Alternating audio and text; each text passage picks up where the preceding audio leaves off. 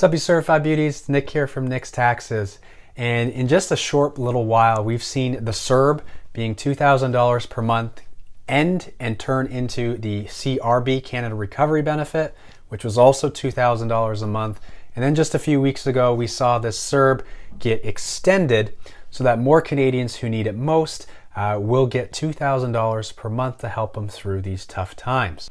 Well, now we might look at $2,000 for a lifetime under this new universal basic income proposal that is now in front of our Canadian government. As of last week, Canada's first basic income bill, C273, has gone in front of our government, and they're looking at potentially giving Canadians $2,000 per month for life to basically keep them out of poverty. And so in today's video, we're going to take a look at what this bill looks like, the dollars and cents of it all, as well as some provincial impacts. And we'll kind of just break it down. I'm not going to give my opinion on it. We're just going to look at the facts. And I'm interested to know your opinion on whether or not you think UBI is a good idea for Canada. So stay tuned. We'll learn what UBI is, and then I want to hear your opinions in the comments below.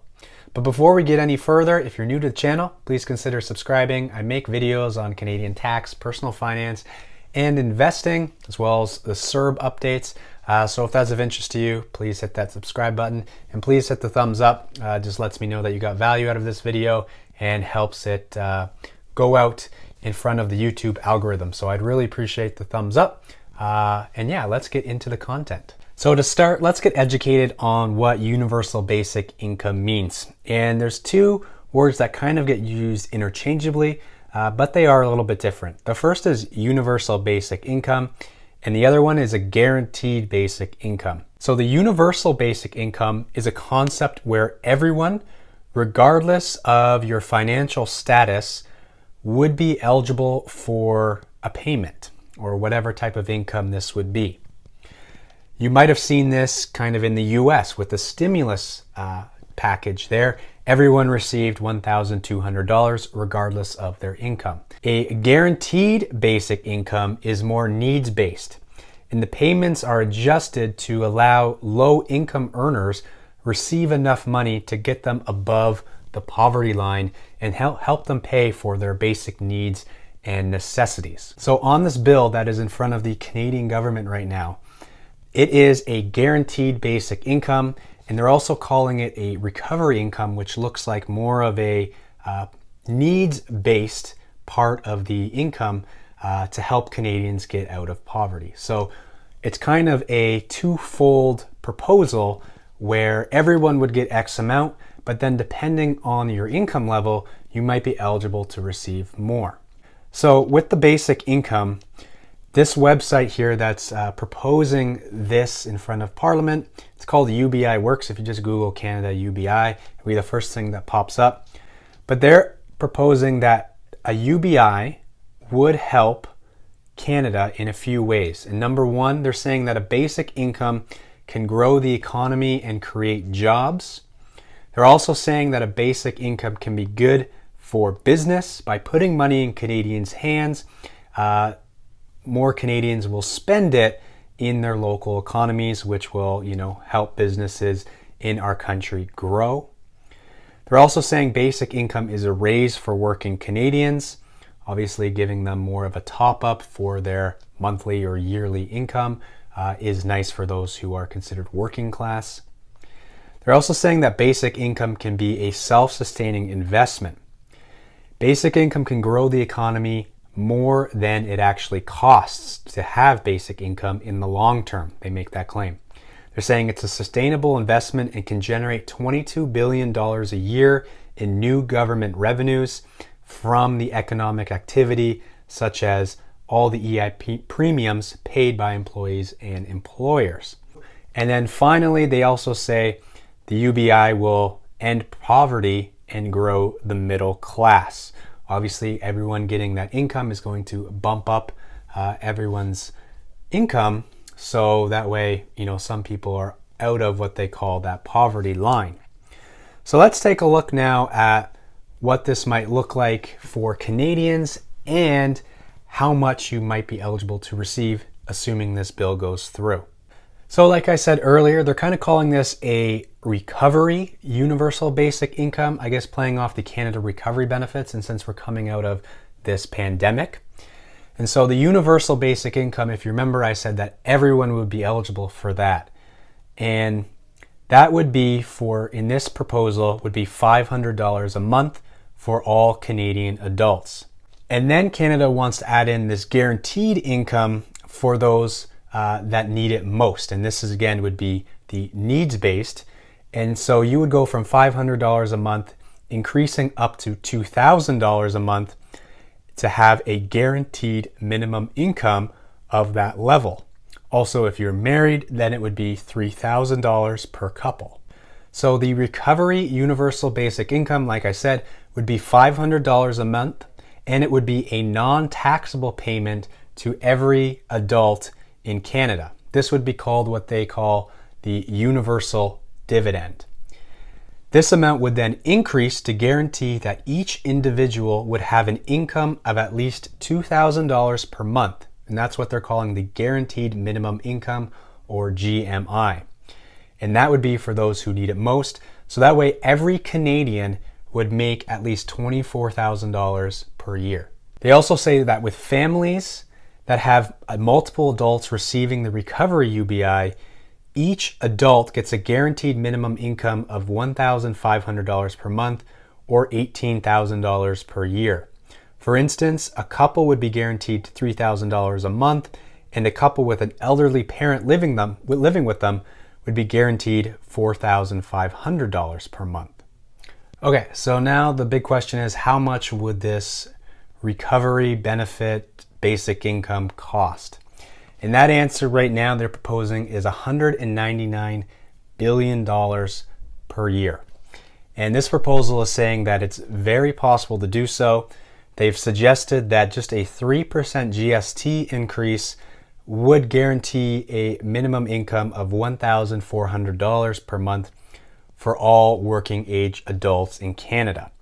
So they proposed 8 different ways to basically fund this amount, this $199 billion, over 8 different ways. And so they're saying that out of these 8 ways, 5 out of the 8 do not impact or raise personal income taxes. So if you want to see what that looks like in the different ways that they're proposing to fund this tax, you can go check out their website and read more about it. But I'm just going to let you know that there were ways that they were proposing, and 5 of 8 they say do not propose an income tax. So it's in front of the Canadian Parliament, but what does our leader Justin Trudeau have to say about it? Well, back in December of 2020, Trudeau actually went out and said that he saw no need for basic income right now. And if you remember the fall economic update, he said that there were some things in there, such as the enhanced Canada childcare benefit that acted almost as a basic income top-up for Canadians who needed it most. So he's saying that they're already proposing things out there to help struggling Canadians, and that is kind of taking the place of thinking of putting in a basic income. So as of December, that's where Justin Trudeau and his Liberal government stands. The people proposing the basic income, you see a lot of push from the NDP party and the Green Party. We've also actually seen it out of Prince Edward Island. They've been talking about piloting a basic income project over there. But as of right now, there's still a lot of back and forth regarding if this is a good idea. One of the arguments was saying that small businesses are already having a tough time retaining employees, and having everyone get a basic income would further dissuade people from keeping these jobs at these small businesses. So they're saying that small businesses are going to have an even harder time retaining employees at every level across the board. Prince Edward Island was looking at providing their people $18,260 per year for more than 50,000 of their inhabitants, and that would cost the province $270 million per year. As of right now, they are not doing that, but that's something that they are looking at. Now, Ontario has actually done a pilot project, and it was short-lived, but they chose it in some areas of Ontario, such as Hamilton. And this was a few years ago under Kathleen Wynne when she was the leader of Ontario. But shortly after she left the position, a new Conservative Party came in and they scrapped the idea pretty much.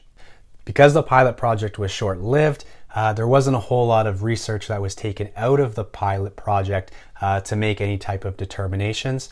But one thing that was as a result, they did say that the people who received this UBI kept working, became healthier while on the basic income. And if you want to look at other countries that have universal basic income to compare, well, you're not going to find any, because as of right now, no country has a universal basic income. And actually, only 2 countries have had a universal basic income in the past. And those countries are Mongolia and Iran. So if you want to learn more about how those went, you can check that out at your own time. So that's UBI and this new UBI bill in a nutshell. If you got value out of this video, give it a thumbs up. But I am more interested to see and hear what you guys have to think regarding universal basic income. So someone actually mentioned, is UBI part of the Great Reset? And what's funny is the UBI page that was mentioned actually quotes someone talking about the reset. And if you go to the section where it's talking about the introduction of the Recovery UBI in Canada, there's a section, and I'll just read it. It says, when the head of the World Economic Forum says, it's time for a massive reset of capitalism, and the former governor of the Bank of Canada calls for an ongoing CRB-like mechanism to alleviate future economic shocks, it becomes clear that the time for band-aid solutions and incremental measures is over. It's time for a Recovery UBI. So there you go. If you think it might be part of the Great Reset, maybe it is.